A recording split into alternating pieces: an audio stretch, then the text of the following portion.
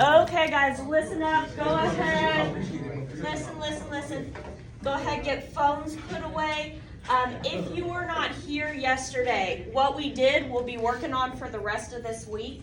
So you need to write the prompt that I posted on Google Classroom. It's just 5 sentences. Do it on a spare sheet of paper, and then we'll staple it to our work for today. But what we are doing today, I'll ask one more time to get phones away. Thank you. Thank you. What we are doing today, I want to focus on some of the grammar mistakes that we typically make in this class. So as I was grading your essays, I was writing down stuff that I commonly see with you guys. So I want to make sure we know these fundamentals before we jump into writing any more papers. Y'all play sports, right? Or have in the past maybe played an instrument? Yeah. Your coach or your teacher constantly tells you we need to go back to the fundamentals whenever y'all start getting in a slump, right? That's what we're doing today. So let me get our PowerPoint up and going. If you would, flip the paper with your paragraph on it over, and you're going to write notes on the back.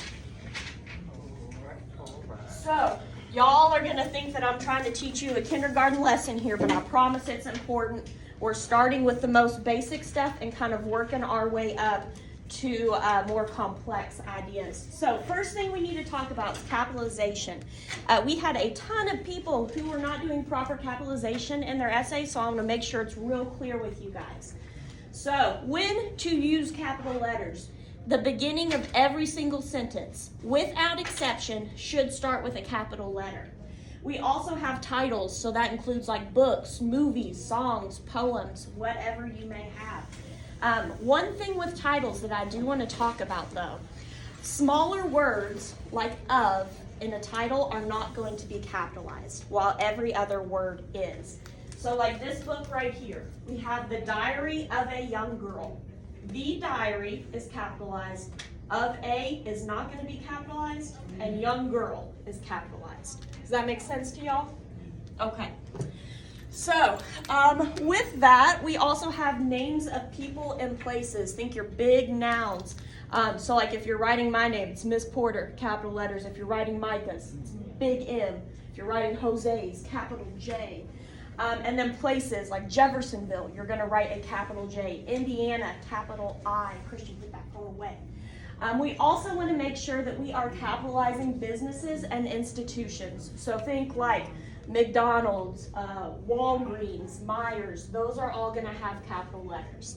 And then institutions, so like the University of Louisville, big U, big L. What about that of?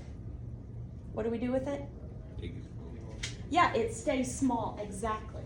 And then we want to make sure days, months, and holidays are capitalized. So like days of the week, Sunday through Saturday. Months, January through December. And then big holidays like Christmas, New Year's Eve, Hanukkah, whatever you want to talk about, capitalized.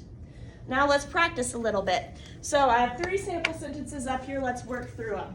First one, I want to go to Walmart. What do we need to capitalize there? I, definitely. Walmart. What else? Walmart. What part of Walmart? W. The W.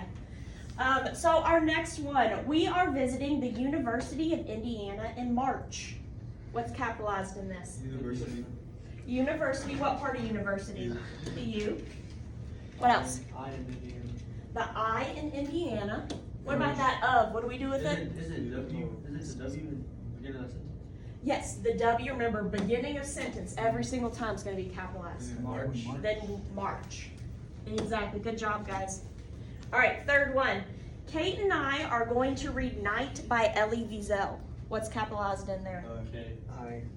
So the K in Kate, I. What else? The N in night. E. The E in Elie and the W in Wiesel. This one, I really want to make sure we're hammering home. Every time, I know, Josh, you've heard it from me, haven't you? Every time you write an I in your essays, it needs to be capital letters. I know sometimes when we're texting, we turn the caps off, so we text with lowercase. Whenever you are writing a paper to me, that caps better be on. I want uppercase I's, uppercase sentence starters. Everybody clear on capital letters? All right, let's move right along. Grab a clicker. Okay, so punctuation. Every sentence should end with some kind of punctuation. There's three main types. We have a period, an exclamation point, and a question mark. So let's go through them for a sec. Periods, 9 out of 10 times for your sentence is going to end in a period. When would we use an exclamation point? When someone's excited, when they're yelling, when they want to place emphasis on what they have to say, right? If we used an exclamation mark for every single sentence, do you think it'd have the same effect? No. So we want to use it a little bit sparingly. When someone tells you something that's really exciting, the first time it's really fun to hear, isn't it? And then they tell you again and it's not as fun. And then by the third time, what are you thinking? Get out of here. You need to be quiet. I'm tired of hearing about your exciting stuff. So we want to make sure we are using this very selectively. Then the last one, a question mark. That's obvious. When do we use it? At the end of a question, of course. So let's move on to our punctuation inside of a sentence. So very basic is a comma. So commas are mainly used to separate independent and dependent clauses. All right, I just want to get a survey from y'all as we're teaching this so I can adjust. In front of your chest, if you know what a independent dependent clause is, give me a thumbs up. If you have no clue what it is, give me a thumbs down. Okay. What was the question? If you know what an independent clause is, or if you don't know what it is. Okay. All right, we'll go over it, no worries. All right, I'll ask one more time before I get out phone jail. Get those phones away, please. Okay, the next thing that we use commas for is to separate items in a list. So if I were to say my favorite colors are blue, yellow, purple, and green, I would put a comma between all of those. Hayden. Thank you. All right, and then we also need to use them before conjunctions. Y'all remember what conjunctions are? I think I've already sung the song to you once before this year. Yeah, the conjunction junction. And we can identify conjunctions by using the term fanboys, right? So let's see if you all remember what fanboys stands for. What's the F? For. The A. And, absolutely. In. Nor. B. But. O.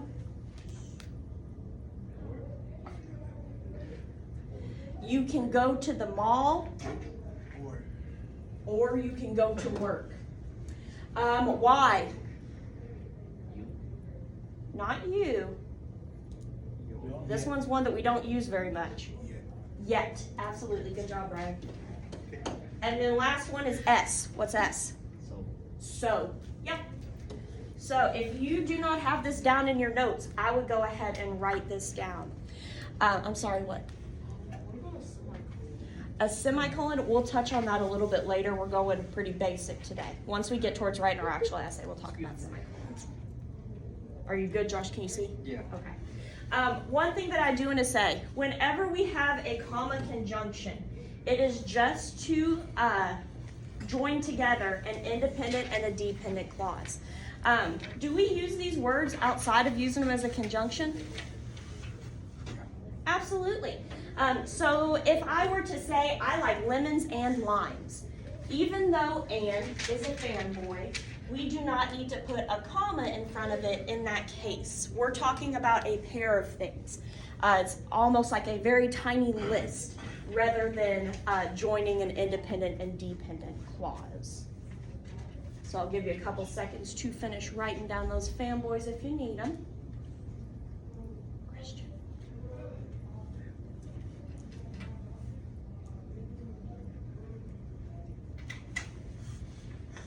All right, let's move right along.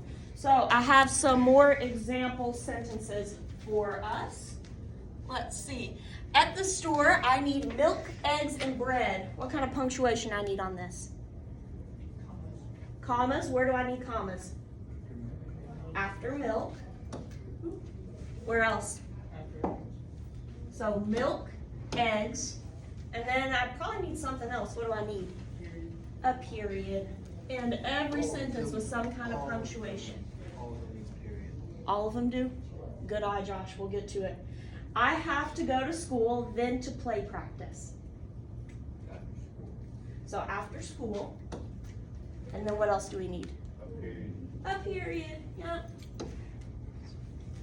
How do I get to the store from here? Question mark. A question mark, we're asking a question.